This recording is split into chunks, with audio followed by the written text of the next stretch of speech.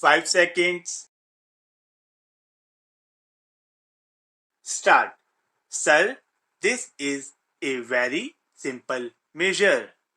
On 23rd March 2000, as the House is aware, there was a proclamation by the President, and accordingly the President took over the administration of that state, and as the House is also aware, the legislature was dissolved. According to the Constitution, the power of legislation naturally vests in Parliament unless Parliament delegates that power to the President. Article 357 of the Constitution enables Parliament to confer the powers of legislation on the President, and therefore this bill has been brought forward for the purpose of giving to the President the power of making laws for the state.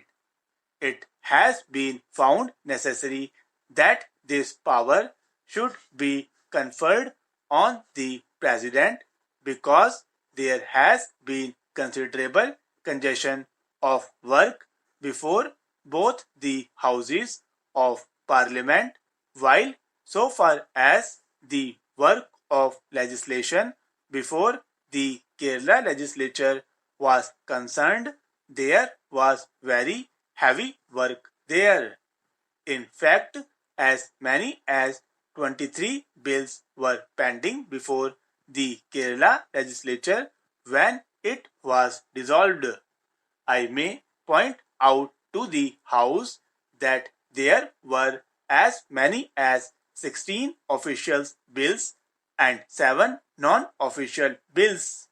Out of these 16 official bills, in respect of 5, the Select Committee has submitted its report in the legislature.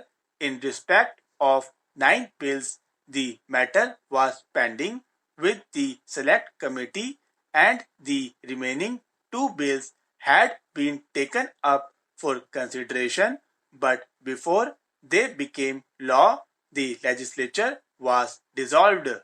So far as the non-official bills were concerned, 3 bills were pending with the Select Committee and 4 bills had been introduced before the dissolution of the Kerala legislature. Out of these bills, there are certain which have to be immediately legislated because they are of considerable importance.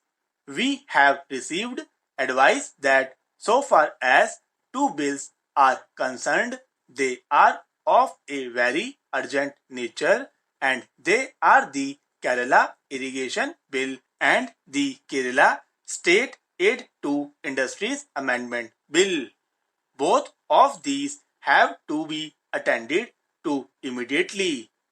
There are also 4 land reforms bills, and the Government of India will have to consider to what extent the provisions of these bills have to be taken up. Certain rights are to be conferred on the certain classes of persons, and the sooner these questions are considered, the better.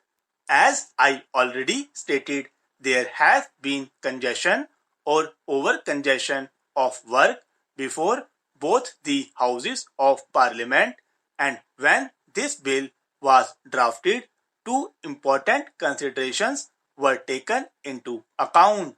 So far as President made laws in the states were concerned, what the President had to do was to consult an advisory committee.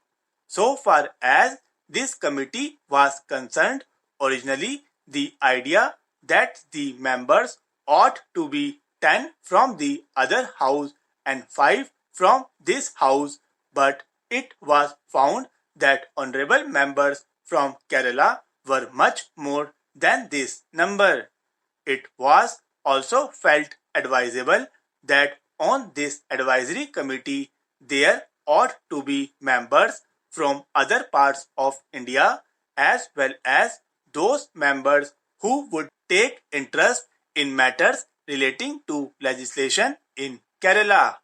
Therefore, the government accepted an honorable member's view in the other house and the strength has been increased from 10 to 14 so far as the other house is concerned and from 5 to 7 so far as this house is concerned. The total number of members from Kerala in both the houses is 12 plus 6. It is possible, therefore, to appoint some other members also, and this power has been given to the Speaker in the other house and to the chairman in this house. Therefore, you will find that we shall have an advisory committee of 21 honorable members of both houses of parliament who will be ordinarily consulted except when the matter is of a very urgent nature, calling upon the president to make a law absolutely immediately. So, bearing such instances, which may not be many ordinarily, you will find that the president will consult the advisory committee before he undertakes the work of making laws for the state.